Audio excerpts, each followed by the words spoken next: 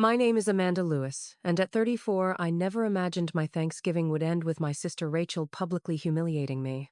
Maybe if you stopped asking me for money all the time, you could afford a house, she announced to our entire family. The cruel irony: I've spent the last 3 years secretly paying off her $52,800 credit card debt.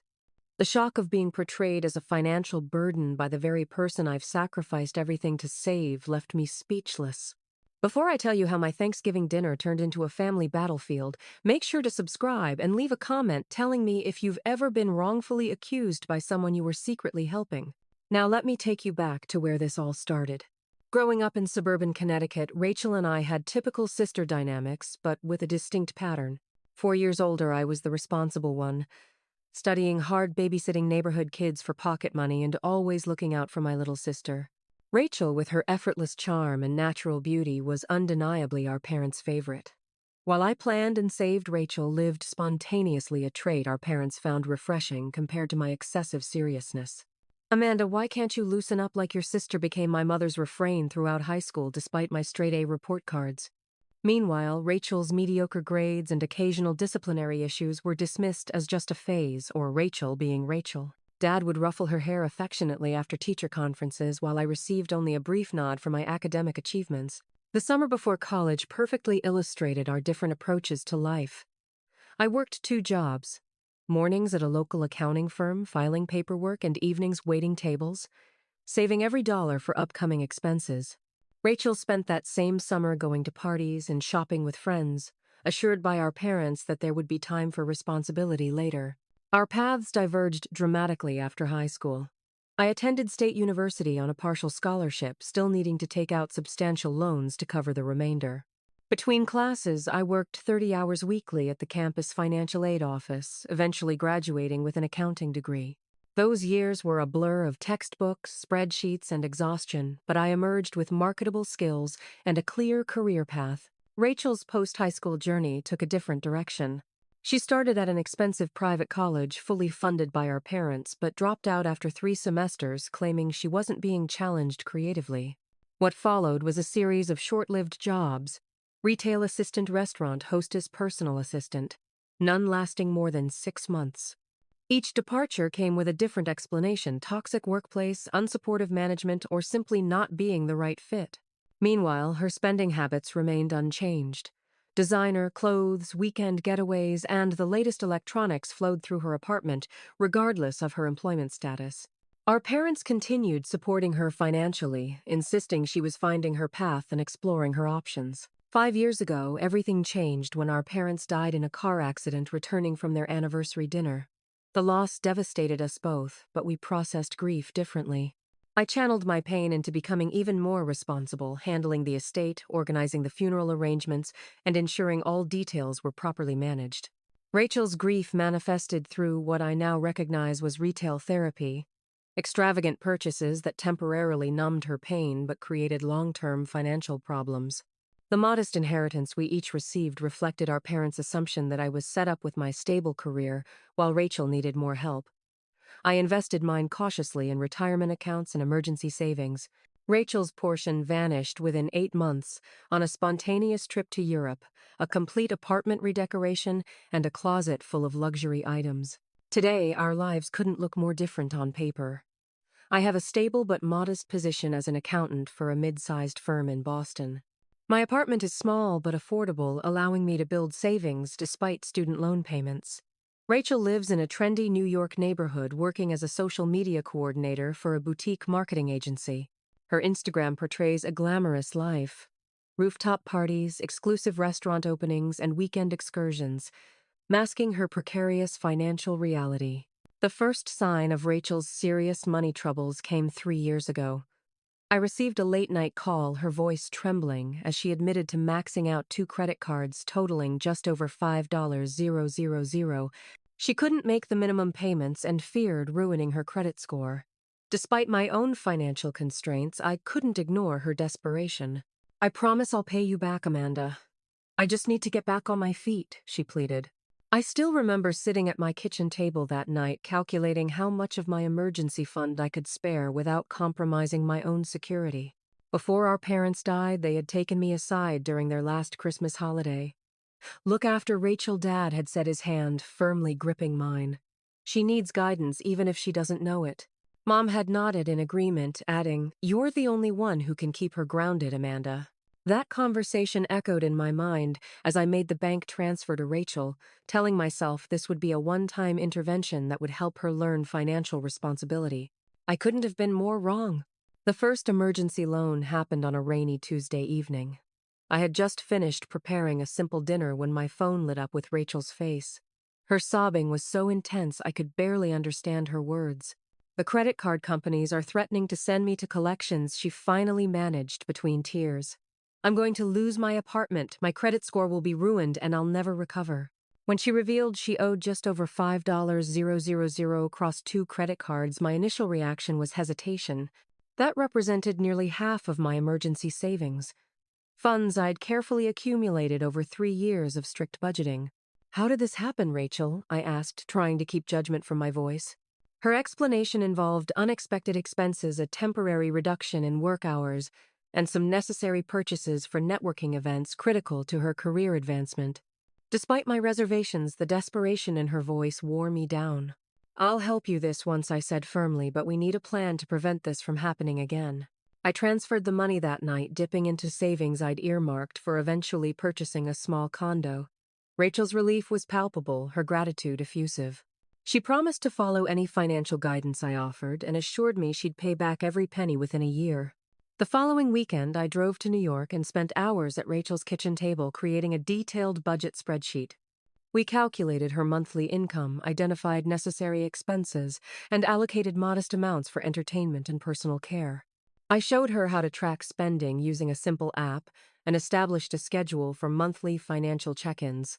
"This is actually really helpful," Rachel had admitted, seeming genuinely engaged. "I never realized how much those daily coffee shop stops add up." My hope that this intervention would mark a turning point lasted exactly 23 days. That's when the next call came. This time about an unavoidable expense for replacing her laptop after spilling wine on the keyboard. Though smaller than the first request, it established a pattern that would repeat with increasing frequency and urgency. 6 months after the initial loan, during one of our check-in calls, I finally asked the question I'd been avoiding. "Rachel, how much debt do you actually have?" Her extended silence confirmed my growing suspicion that the $5,000 I'd paid off represented only a fraction of the problem. After considerable prodding, she reluctantly shared her online banking credentials. What I discovered left me breathless. $52,800 spread across 6 different credit cards, most carrying interest rates above 22%. That night, I barely slept, alternating between anger at her deception and worry about her future. By morning, I'd made a difficult decision. Rather than offering occasional emergency assistance that merely postponed the inevitable financial collapse, I would take a systematic approach to helping Rachel become debt-free. The plan I developed was comprehensive but strict. I would make automatic monthly payments directly to her credit card accounts from my own savings and income. We would cut up all but one of her credit cards, keeping it only for genuine emergencies with a strict $500 limit. Most importantly, we would maintain weekly financial check-ins to monitor progress and address spending behaviors. Implementing this plan required significant personal sacrifices. I indefinitely postponed my dream of homeownership. I took on additional accounting clients on evenings and weekends, preparing tax returns and offering bookkeeping services to small businesses. My own budget became increasingly austere. No vacations, minimal dining out, shopping exclusively at discount stores, and delaying even basic apartment updates. Dating became nearly impossible with my packed work schedule and financial constraints. When my coworker Mark asked me out for dinner and a show, I reluctantly declined, knowing the evening would cost more than my self-imposed weekly entertainment budget. Even casual coffee dates seemed irresponsible, when every dollar could be redirected toward Rachel's debt. Despite these sacrifices, I found satisfaction in watching the debt numbers gradually decrease. Over 2 years, we'd managed to reduce Rachel's total debt by nearly 60%. Each payment brought her closer to financial freedom and me closer to resuming my own life plans. However, Rachel's engagement with our financial plan fluctuated dramatically. The initial enthusiasm gave way to growing resistance. She began forgetting our check-in calls or claiming work emergencies to cut them short. The agreed-upon spending restrictions became sources of conflict, with Rachel arguing that certain purchases were investments in her career rather than discretionary expenses. "You don't understand how networking works in my industry," she'd insist when I questioned charges for expensive restaurant meals or weekend trips. "These aren't luxuries. They're necessities for building professional relationships." I persisted despite her growing resentment, reminding myself that temporary friction was worthwhile if it resulted in Rachel's long-term financial stability. With each payment I made, I envisioned the day she would be debt-free and truly independent, no longer needing her big sister's rescue. What I failed to recognize was how our arrangement was simultaneously fostering both dependency and resentment, a combustible combination that would eventually explode in the most public and painful way possible. Despite carrying tens of thousands in debt, Rachel maintained a lifestyle that bewildered me. Her Instagram feed showcased weekend brunches at trendy restaurants where avocado toast cost $22, while her closet continuously expanded with clothing bearing tags I recognized from luxury department stores. Her Chelsea apartment, though small, featured design elements straight from high-end home magazines, a stark contrast to my own functional but dated living space. Our monthly financial reviews increasingly resembled interrogations rather than collaborative planning sessions. Each time I identified questionable expenses, Rachel's defenses strengthened. "You're monitoring me like I'm a child," she snapped during one particularly tense video call after I questioned a $300 salon appointment. "I have a professional image to maintain. My appearance directly impacts my earning potential." My attempts to explain the difference between necessary professional maintenance and luxury indulgence only widened the growing chasm between us. Soon, Rachel began missing our scheduled calls with alarming frequency, responding to my follow-up texts with vague excuses about work deadlines or poor cell reception. More concerning were the subtle comments Rachel began making to our extended family members. During a call with our Aunt Diane, I learned Rachel had described me as obsessed with controlling her finances and judgmental about every penny she spends. When I confronted Rachel about these characterizations, she dismissed my concerns. "You are kind of intense about money, Amanda," she said with a casual shrug. I was just venting. It's not a big deal. But the narrative she was constructing had real consequences for our relationship and my reputation within the family. Cousins who once sought my financial advice now seemed hesitant to discuss money matters in my presence. Holiday gatherings included sidelong glances when Rachel made pointed comments about finally having financial breathing room now that Amanda isn't micromanaging every purchase. 6 months before Thanksgiving, our strained relationship reached a breaking point when Rachel announced her plans for a week-long trip to Cancun with friends from work. "It's mostly covered by points," she claimed during our regularly scheduled Sunday call. "I just need about $1, $200 for extras and excursions." When I pulled up her credit card statements and pointed out she'd already exceeded her discretionary spending budget for 3 consecutive months, her reaction was explosive. "You're just jealous that I have friends who want to travel with me," she shouted through the phone. "Not everyone wants to live like a boring accountant with a calculator instead of a personality." The words stung more than I cared to admit. Was I boring? Had my focus on financial responsibility robbed me of joy and spontaneity? For a brief moment, I considered approving the expense just to prove I wasn't the uptight penny pincher she portrayed me to be. Instead, I held firm. "Rachel, we're making real progress on your debt. This trip would set us back months. I can't authorize the expense." "Authorize," she repeated, her voice dangerously quiet. "I didn't realize I needed your permission to live my life." She hung up, and for the next 2 weeks, my calls went straight to voicemail. When she finally responded, it was with a breezy text, acting as though nothing had happened. The Cancun trip was never mentioned again, but I later discovered through social media that she'd gone anyway, somehow financing it without my knowledge. Around this time, Rachel began dating Tyler, a commercial real estate agent with family money and expensive tastes. Their relationship developed quickly, with Tyler becoming a fixture in her social media posts, always in exclusive venues, clinking champagne glasses or posing beside luxury vehicles. Tyler's influence on Rachel's spending habits concerned me immediately. The frequency of restaurant charges increased, along with rideshare services late into the night and weekend getaways to upscale destinations. When I raised these issues during our increasingly rare financial check-ins, Rachel's standard response became, "Tyler covered it," or "it was Tyler's treat." I suspected many of these expenses were finding their way onto her credit cards despite her claims, but proving it became nearly impossible as she grew more secretive about her spending. The automated payments I continued making seemed to barely keep pace with her new charges. What troubled me most was realizing Rachel had never told Tyler about her debt situation or our arrangement. During one rare dinner together, Tyler casually mentioned his surprise that Rachel was so good with money given her creative personality. Most people in her field are terrible with finances, he remarked, but Rachel always seems to handle everything perfectly. I caught Rachel's warning glance and changed the subject, but later questioned why she was hiding such a significant part of her life from someone she claimed to love. He wouldn't understand, she admitted reluctantly. Tyler comes from money. Financial struggles aren't part of his reality. But if the relationship is serious, he'd look at me differently, she interrupted, suddenly vulnerable. Everyone would. That's why nobody can know about this arrangement, especially Tyler. As weeks passed, I noticed an alarming new pattern emerging in Rachel's conversation. Subtle references suggesting I was financially dependent on her. Comments like "I'm happy to help you out, sis," when picking up a dinner check in front of friends, or "let me know if you need anything," with a meaningful glance toward her designer handbag. These moments confused me until I realized Rachel was constructing an alternate reality. One where her successful career and financial stability allowed her to support her struggling older sister.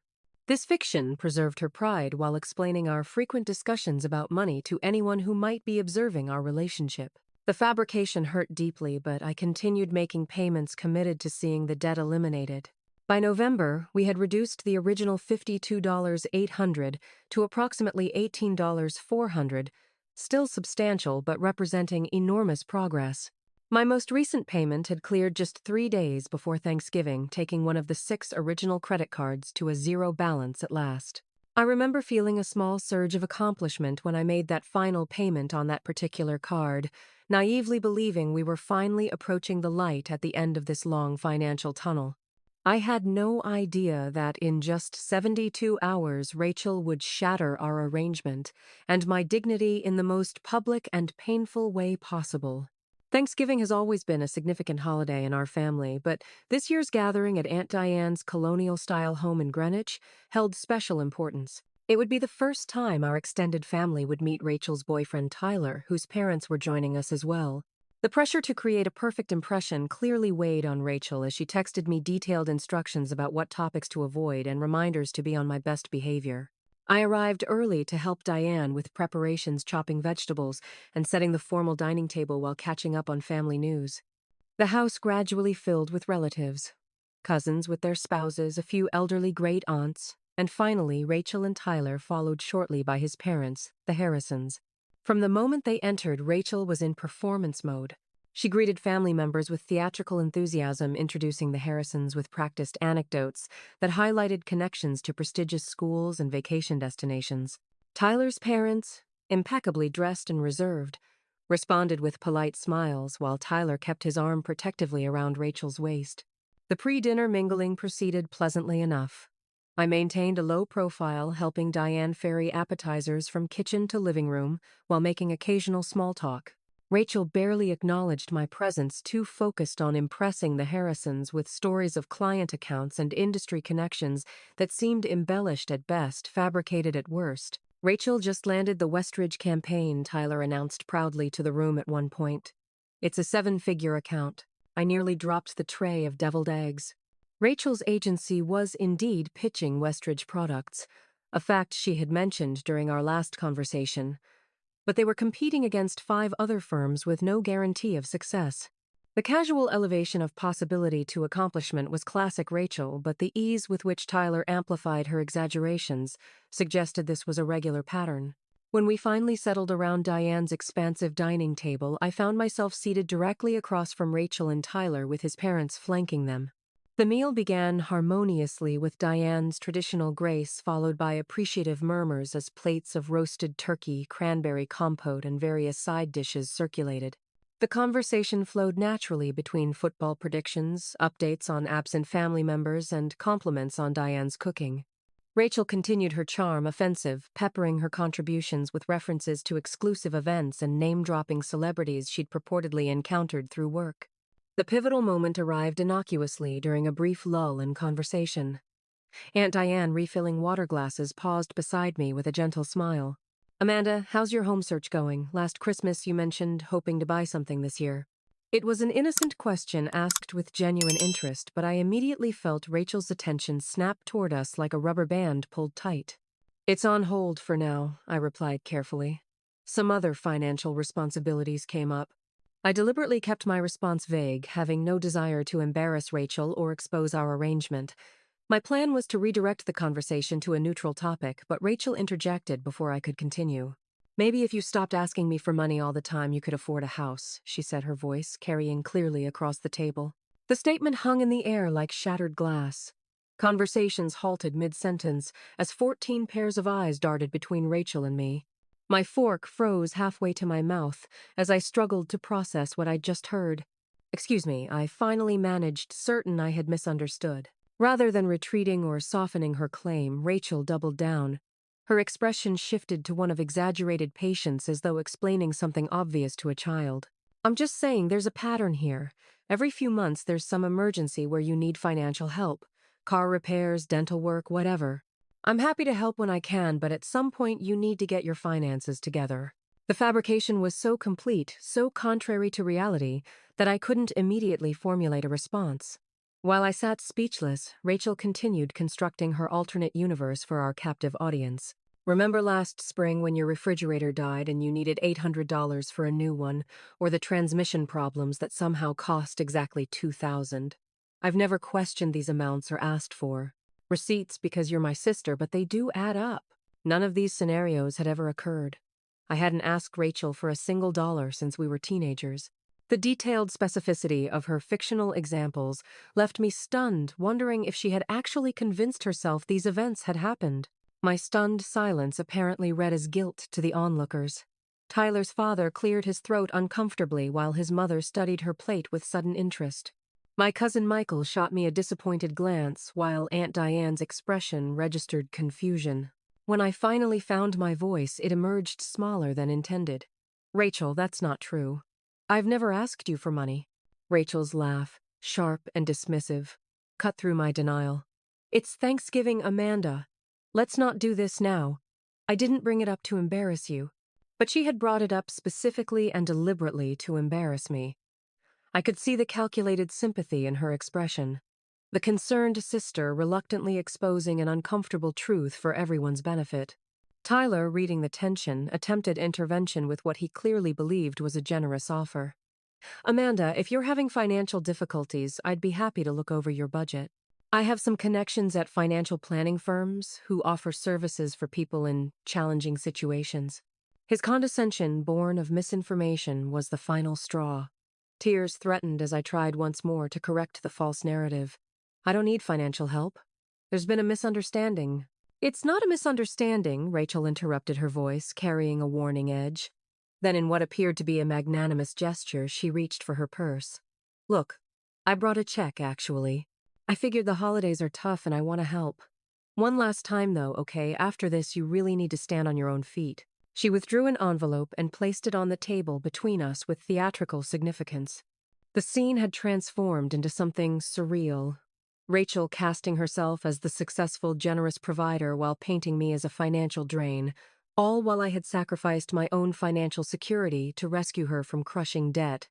She'd never acknowledged to anyone present. The tears I'd been fighting spilled over.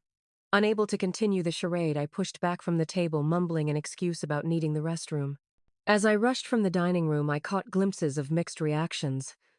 Embarrassment, pity, and in Tyler's parents' case, the unmistakable assessment that their son's girlfriend had an unfortunately irresponsible sister. Locked in Aunt Diane's powder room, I leaned against the marble vanity shoulders, shaking with silent sobs. Through blurred vision, I pulled out my phone and opened my banking app, calculating exactly how much I had paid toward Rachel's debt over 3 years, $34,426, more than my annual take-home salary. Money that could have purchased the modest condo I'd been saving for funded the retirement account my financial planner kept warning was insufficient, or simply allowed me small luxuries I'd denied myself year after year. When I finally emerged, composed but hollow, I made brief apologies and gathered my belongings. Despite Diane's concerned protests, I insisted on leaving, claiming a migraine that wasn't entirely fictional given the pounding in my temples. The drive back to Boston stretched interminably, my mind replaying the humiliation in endless loops, while November rain lashed against the windshield, matching the tears that continued to fall, despite my best efforts to stop them. The 3 days following Thanksgiving passed in a haze of stunned disbelief and raw pain. I called in sick to work on Friday. The first time I'd used a sick day for anything other than actual illness, and barely left my bed alternating between fitful sleep and staring vacantly at the ceiling. My phone buzzed periodically with notifications, but I couldn't bring myself to check them until Saturday afternoon. When I finally did, I found a barrage of text messages reflecting the spectrum of family reactions to the Thanksgiving incident. Cousin Michael, everything okay? That was intense yesterday. Great Aunt Patty, darling, we all go through tough times. No shame in asking for help when needed. Uncle Jim, let me know if you need me to connect you with my financial advisor. No pressure. These well-intentioned messages, all based on Rachel's fabricated narrative, twisted the knife deeper. But nothing compared to Rachel's own text sent Friday morning. Sorry if I embarrassed you yesterday. Just worried about you in this pattern. The offer still stands. The check is for $2,000. But you really need to stand on your own feet after this. Love you. I read and reread those words, marveling at the seamless continuation of her fiction. There was no acknowledgement of the truth, no hint of remorse for her public deception. Instead, she was doubling down, creating a paper trail to support her false narrative in case I ever challenged it. The depth of hurt was unlike anything I'd experienced before. Being portrayed as a financial burden when I had sacrificed my own security for years to save Rachel from her reckless decisions felt like the cruelest possible betrayal. I'd hidden her mistakes, protected her reputation, and compromised my own financial future, all to be publicly humiliated as a charity case. By Sunday, the emotional exhaustion gave way to something more active, a churning mixture of anger and indignation that demanded resolution. I needed perspective from someone who knew the truth, so I called Jessica, my closest friend since college, and the only person I'd fully confided in about Rachel's debt situation. She did what? Jessica's outrage was immediate and validating after I recounted the Thanksgiving disaster.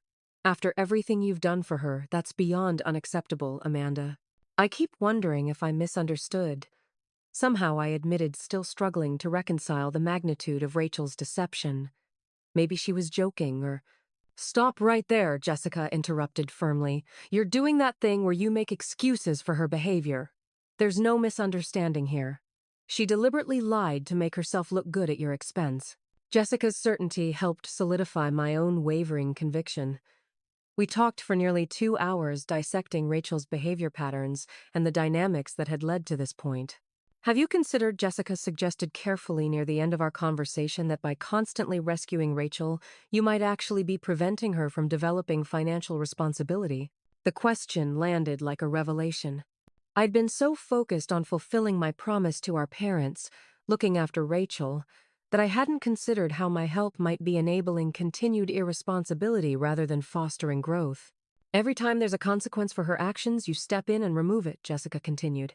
Where's her incentive to change? This perspective forced me to confront an uncomfortable possibility. My years of financial support intended as temporary assistance toward independence might have created a permanent dependency. Worse, that dependency had bred resentment rather than gratitude, leading Rachel to construct an alternate reality where she was the provider rather than the recipient. So what do I do now? I asked, feeling simultaneously enlightened and overwhelmed. You have 2 choices, Jessica replied. Continue with the current arrangement, which means accepting that Rachel will likely never acknowledge your help and might continue portraying you as financially dependent on her.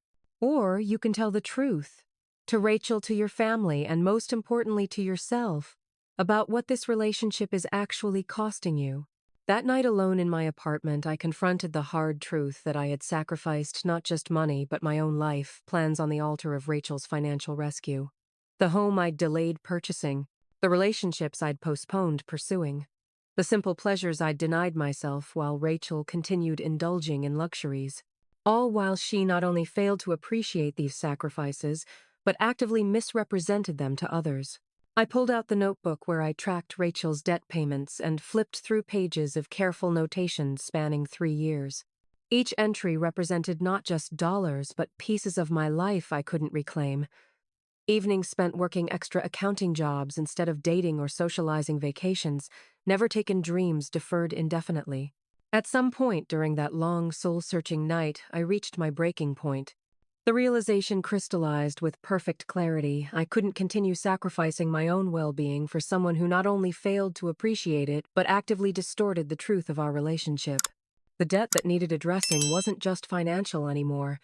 It was emotional, and the balance had become unsustainable. By Monday morning, exhausted but resolute, I made a decision that would irrevocably change the course of my relationship with Rachel. For the first time in my adult life, I would prioritize my own well-being over my sister's needs. The path forward would be difficult and painful, but continuing the current arrangement had become impossible. As the dawn light filtered through my blinds, I picked up my phone and composed a simple text to my boss. Not feeling well today. Taking a sick day. Then I opened my laptop and began gathering evidence of every payment I'd made toward Rachel's debts over the past 3 years. It was time for the truth, whatever the consequences. Monday morning found me doing something unprecedented in my professional life, calling in sick when I wasn't physically ill. The decision to use a personal day for an emotional crisis felt foreign and slightly guilt-inducing, but I recognized the importance of the task ahead. This reckoning couldn't be squeezed between client meetings or deferred to evening hours. Seated at my kitchen table with a steaming cup of coffee, I opened my laptop and began methodically documenting every aspect of my financial support for Rachel. The process was both painful and oddly cathartic, like lancing a wound that had festered too long. First, I downloaded 3 years of bank statements highlighting each transfer to Rachel's accounts and each direct payment to her creditors. Next came credit card statements, showing purchases I'd delayed or forgone to accommodate these payments. I created a comprehensive spreadsheet with dates, amounts, remaining balances, and calculated interest saved through my accelerated payment schedule. The final tally was staggering. Even though I'd lived at $34, 426.87 inches direct payments, plus another $3, 741.52 inches interest charges, I'd absorbed by taking money from my own low-interest savings rather than leaving the debt on her high-interest cards. The document told a story of systematic sacrifice that contradicted every element of Rachel's Thanksgiving narrative. With the financial evidence compiled, I drafted an email to Rachel. The process took nearly 2 hours as I repeatedly rewrote sections striving for a tone that was factual rather than accusatory clear without being cruel. The final version began, Rachel, I've spent the weekend reflecting on what happened at Thanksgiving dinner and our relationship more broadly. Before addressing that specific incident, I need to clarify some financial facts that seem to have become confused. Attached is a spreadsheet documenting every payment I've made toward your credit card debt over the past 3 years, totaling $38, 168.39, including interest savings. This arrangement began when you approached me about being unable to make minimum payments on $5,000 of credit card debt, which later revealed itself as part of a much larger $52,800 debt across 6 cards.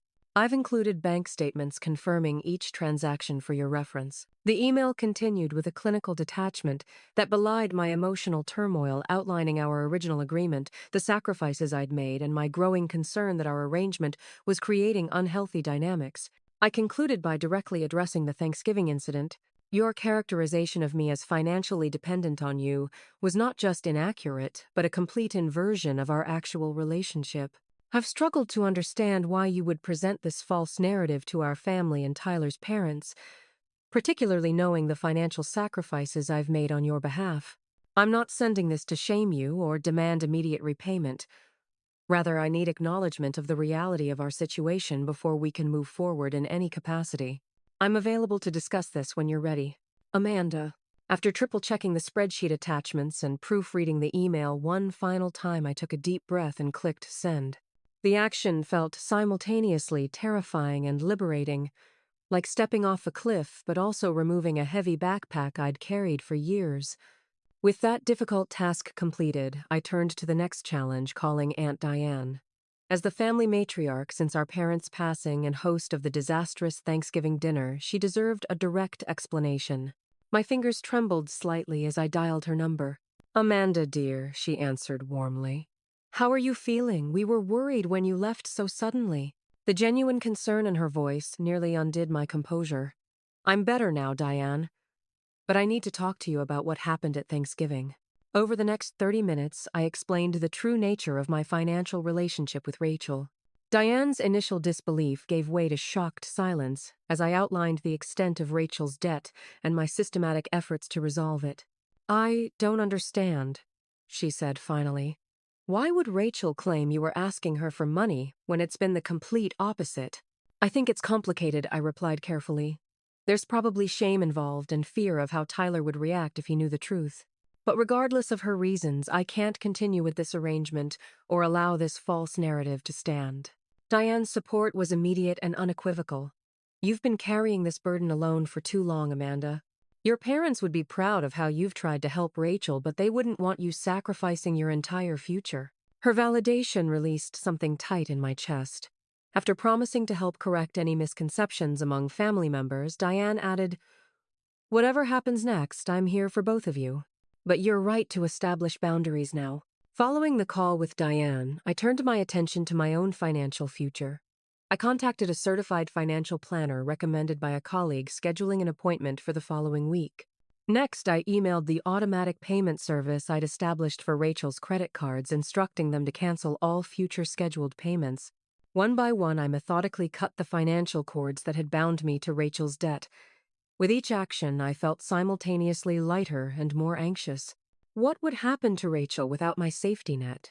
How would she react to having full responsibility for her remaining debts suddenly returned to her? These concerns were valid, but I reminded myself of Jessica's insight. My continued intervention was preventing Rachel from developing the financial responsibility she desperately needed. Real help sometimes meant allowing natural consequences rather than continually removing them. By late afternoon, I'd created a new personal budget focused exclusively on my own financial goals. The projected timeline for saving a down payment on a modest condo contracted from indefinite future to approximately 18 months. My retirement contributions could return to recommended levels. A small monthly life enjoyment allocation appeared. Funds specifically designated for activities I'd denied myself during the years of supporting Rachel. The psychological effect of this restructuring was profound. For the first time in years, I was planning for my own future without the heavy asterisk of Rachel's debt hanging over every decision. The liberation brought both excitement and guilt. The latter, a stubborn remnant of my deeply ingrained caretaker identity. As evening fell, I prepared a simple dinner and opened a bottle of wine I'd been saving for a special occasion. This moment of reclaiming my financial and emotional independence qualified as celebration-worthy despite the uncertainty of what lay ahead. My phone remained conspicuously silent. No response from Rachel to my detailed email. Whether she was processing the information, formulating a defense, or simply avoiding the confrontation remained to be seen.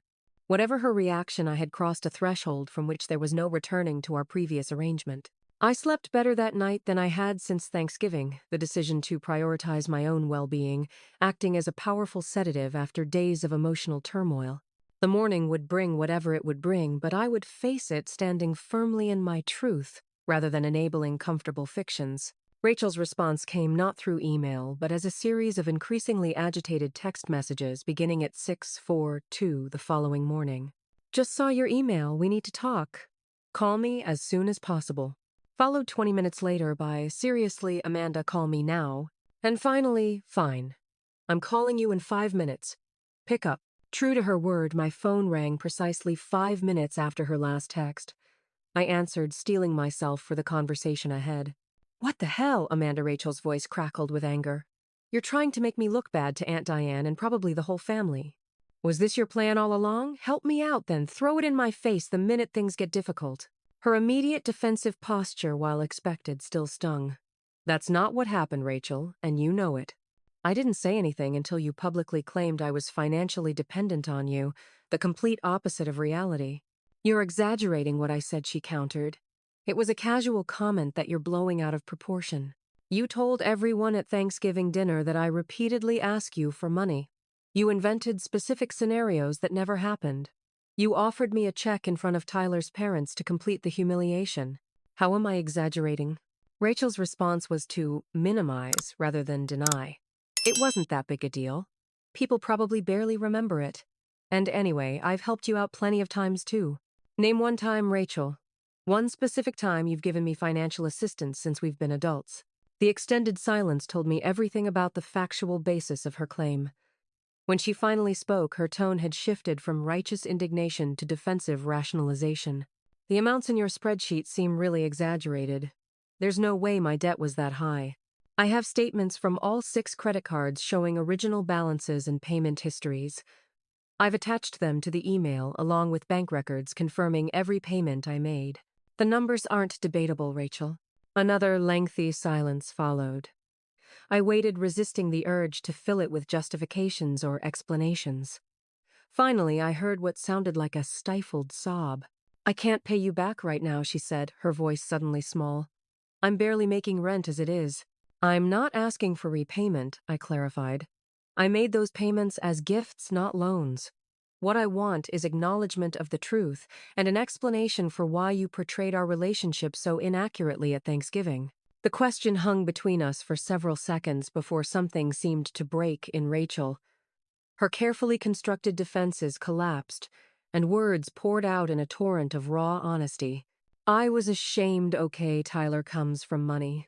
His family talks about investment portfolios over breakfast. Do you know what would happen if they knew I had over $50,000 in credit card debt? Or that my responsible accountant's sister has been bailing me out for years? Her voice cracked with emotion. Tyler thinks I'm successful and financially stable. That's the person he fell in love with. If he knew the truth, so you protected yourself by humiliating me instead. The hurt in my voice was unmistakable. I didn't plan it that way, Rachel admitted quietly. When Aunt Diane mentioned your home purchase plans, I panicked. Tyler had just been talking about helping his younger brother with a down payment the night before. I was terrified he would offer to help you too, and then questions would come up about my finances. It just came out. And the elaborate stories about me asking for money for refrigerators and car repairs, those just came out too. Rachel's sigh was heavy with shame. Once I started, I couldn't stop. I've been maintaining this fiction with Tyler that I sometimes help you financially. It began as a way to explain our frequent money conversations and just grew from there. The admission confirmed my worst suspicions, but also awakened something unexpected. A flicker of compassion for the desperation that had driven her deception. Not enough to excuse it, but enough to understand it at a deeper level. We need to have an honest conversation, Rachel. Not just about Thanksgiving, but about our relationship since childhood. What followed was perhaps the most candid exchange we'd ever had. As minutes stretched into hours, we excavated decades of accumulated resentments, misconceptions, and unspoken competitions. Rachel revealed her lifelong struggle with feeling overshadowed by my academic achievements and responsible nature. Everyone always said, "Why can't you be more like Amanda?" Do you have any idea what that feels like? To constantly be the disappointing sister. I had the opposite experience, I countered, surprised by her perception. Mom and Dad celebrated your social ease and spontaneity. I was the boring one they worried wouldn't live a little before it was too late. We each had constructed narratives about being the less favored sister, viewing identical family dynamics through dramatically different lenses. This revelation alone was worth the painful conversation. Gradually, the discussion shifted from past grievances to present realities. Rachel admitted the extent to which she'd hidden her financial struggles from everyone in her life, including herself. I checked my account balances maybe once a month, and only when absolutely necessary, she confessed. Most of the time, I just swipe my card and hope it goes through. When the anxiety gets too bad, I go shopping to feel better. I know it's messed up. By the conversation's second hour, Rachel's defensiveness had fully dissolved into tearful remorse. I'm so sorry, Amanda. Not just for Thanksgiving, but for taking advantage of your help for so long. You've put your life on hold while I've been living beyond my means, and then I had the nerve to publicly humiliate you. The apology, sincere and unqualified, began healing a wound I hadn't realized had cut so deep. I accept your apology, I said softly. But things need to change. We discussed practical next steps. Rachel would need to tell Tyler the truth about her financial situation and my role in addressing it. She agreed to seek professional financial counseling to develop sustainable money management habits. Most importantly, she would correct the false narrative she'd created with family members. And the remaining debt is your responsibility now, I added firmly. I'm not making any more payments. Rachel's agreement was immediate if apprehensive. That's fair. I'm scared about handling it alone, but you're right. It's time I dealt with my own financial mistakes. As our marathon conversation drew to a close, Rachel asked hesitantly, "Where does this leave us, as sisters?" It was the question I'd been asking myself since Thanksgiving. Honestly, I don't know yet. I think we both need some time and space to process everything. But I'm hopeful we can build something healthier moving forward. After hanging up, I sat in the lingering emotional residue of our conversation, exhausted but cleansed like after a long-needed cry. We had confronted hard truths that had festered in silence for years. The road ahead remained uncertain, but for the first time we were both walking it with eyes wide open. 1 month after the disastrous Thanksgiving dinner, winter had firmly established itself in Boston. Light snow dusted the sidewalks as I left my financial advisor's office clutching a folder containing my revised investment strategy and home buying timeline. After years of financial sacrifice for Rachel's benefit, focusing exclusively on my own goals felt simultaneously liberating and unfamiliar, like exercising muscles long disused. The weeks following our confrontation had brought significant changes for both of us. True to her word, Rachel had taken meaningful steps toward financial independence. Her initial email arrived 3 days after our phone conversation. "I told Tyler everything last night. Everything. The debt your years of help my Thanksgiving lie. Showed him all the statements and your payment spreadsheet. It was terrifying, Amanda. I was convinced he'd break up with me on the spot, but he didn't. He was shocked, then angry, rightfully so, then surprisingly supportive. He's insisted I work with his friend who's a financial counselor. First appointment tomorrow. Also looking at higher-paying job opportunities. I know we agreed to give each other space, but wanted you to know I'm following through. Rachel." I'd responded with brief encouragement, maintaining the emotional distance we both needed while acknowledging her positive steps. Our communication since had been limited but cordial. Progress updates rather than the daily texts we'd once exchanged. Through Aunt Diane, I learned Rachel had also begun the uncomfortable process of correcting the false narrative she'd created among family members. She hadn't made a dramatic announcement, but had instead conducted individual conversations with those who'd witnessed the Thanksgiving incident. The approach demonstrated a maturity I hadn't previously associated with my sister. For my part, the changes were equally significant, though less visible to others. I'd reopened my home search, viewing 3 properties in the past month. My evenings, once dedicated to extra accounting work for Rachel's debt payments, gradually filled with activities I'd long postponed. A photography class on Tuesdays, occasional dinners with friends, and even a coffee date with Mark. From work that had evolved into plans for dinner the following weekend. The notification that pinged on my phone as I walked home from the financial advisor's office was unexpected. An email from Rachel with the subject line, "Coffee tomorrow." The message was simple. "I know we agreed to space, but I'm in Boston for a job interview tomorrow afternoon. Any chance you're free for coffee around 4? No pressure either way." After brief consideration, I replied affirmatively. The timing felt right for a cautious step toward rebuilding our relationship. The following afternoon found us at a quiet cafe equidistant from my office and Rachel's interview location. The initial moments carried the awkwardness of our new reality. Neither the easy familiarity of our pre-confrontation relationship nor the raw emotion of our recent phone conversation. "You look good," Rachel offered, stirring her latte. "Different somehow." "I feel different," I admitted. "More. A present in my own life, I guess." Rachel nodded. "The interview went well, by the way. Social media director position at a marketing firm here in Boston. Better pay, more responsibility." "Boston," I echoed, surprised. "You'd leave New York." "It makes financial sense," she explained. "Lower cost of living, and this salary is nearly 20% higher than my current one. Plus," she hesitated briefly, "maybe being closer to family would be good for me." The implication that she valued rebuilding our relationship enough to factor it into major life decisions touched me unexpectedly. "Tyler's supportive of the move," she continued. "He can work from anywhere, and his parents actually live closer to Boston than New York." We spent the next hour catching up on practical developments. Rachel had been working diligently with the financial counselor, creating a sustainable budget and developing healthier money habits. She'd taken on freelance social media projects on weekends, directing all additional income to debt reduction.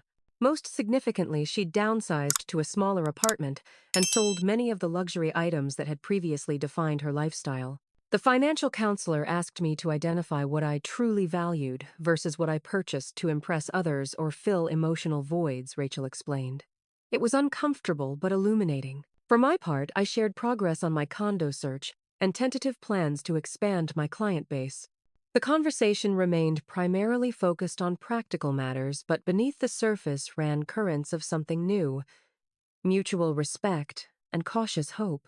As our coffee date approached the hour mark, Rachel set down her cup with deliberate care. "I've been thinking about Christmas," she said. "Aunt Diane called about hosting again this year, but it feels important to acknowledge what happened at Thanksgiving before moving forward." She was right, of course. The family elephant in the room needed addressing before we could genuinely celebrate together. "What did you have in mind?" I asked. "A small dinner before Christmas. Just you, me, Aunt Diane, and Uncle Jim. A chance to openly discuss what happened and how things are changing." Rachel's suggestion reflected thoughtfulness I wouldn't have expected from her 3 months earlier. We made tentative plans for the pre-Christmas gathering, both recognizing its importance as a milestone in our evolving relationship. As we prepared to leave, Rachel hesitated, then reached for her purse. "I brought something for you," she said, extracting an envelope. "It's not much, nowhere near what I owe you financially, but it's a start." Inside was a check for $500 and a handwritten note, first installment of many. "Thank you for believing in me when I couldn't believe in myself." The gesture, though financially modest compared to the overall debt, represented something far more valuable: Rachel's commitment to accountability and her acknowledgement of my sacrifices. "I can't promise perfect financial decisions moving forward," she said quietly as I studied the check. "But I can promise to face my own problems instead of expecting you to solve them. And I'll never again misrepresent our relationship to anyone." 2 weeks later, the pre-Christmas dinner unfolded at Aunt Diane's house with the intended small group. There, Rachel formally apologized for her Thanksgiving deception, explaining both the fabrication itself and the insecurities that had motivated it. Uncle Jim and Aunt Diane responded with the compassion of family members who understood that human relationships are complex and forgiveness is a process rather than an event. By the time Christmas arrived, bringing the larger family gathering, most of the tension had dissipated. Rachel maintained appropriate boundaries with Tyler's family, neither over-exaggerating her financial stability nor revealing unnecessary details of her past struggles. I noticed her quiet confidence in presenting a more authentic version of herself, successful in her career while still developing in other areas. As the new year approached, I reflected on the profound shift in our sisterly dynamic. The financial entanglement that had defined our adult relationship had been severed, allowing something healthier to emerge in its place. Rachel was taking responsibility for her choices while I was finally prioritizing my own well-being without guilt. The most important lesson I'd learned through this painful journey was that helping isn't always helping if it enables destructive patterns. My well-intentioned financial support had actually prevented Rachel from developing the skills and resilience she needed, creating dependency rather than independence. Similarly, I'd come to understand that setting boundaries wasn't selfish but necessary for authentic relationships. By continuously sacrificing my own needs for Rachel's, I'd established an unsustainable dynamic that ultimately served neither of us. Perhaps most significantly, I'd discovered that family relationships must be built on honesty rather than comfortable fictions. The truth, however difficult to confront, provided the only solid foundation for genuine connection. As I watched Rachel laughing with cousins across Diane's Christmas-decorated living room, I felt cautiously optimistic about our future. The sister who had publicly humiliated me just 1 month earlier was actively working to become someone different. More responsible, more authentic, more aware of how her actions affected others. And I, too, was changing, learning to value my own dreams alongside my desire to help others to establish healthy boundaries without abandoning those I loved, to balance compassion with accountability. The path forward wouldn't be perfect or linear. Rachel would likely struggle with financial discipline at times, and I would occasionally slip into old caretaking patterns. But we were moving in the right direction, guided by difficult but necessary truths. Sometimes the greatest gift you can give someone isn't your money or sacrifice, it's the truth, even when it's painful. And the greatest gift you can give yourself is the courage to prioritize your own well-being. Have you ever had to establish difficult boundaries with someone you love, or discovered that helping was actually hurting? Share your experiences in the comments below. And don't forget to like and subscribe for more stories about navigating complicated family relationships. Thank you for listening to my journey. And remember, sometimes the most loving thing you can do for someone is to stop rescuing them and start believing in their capacity to rescue themselves.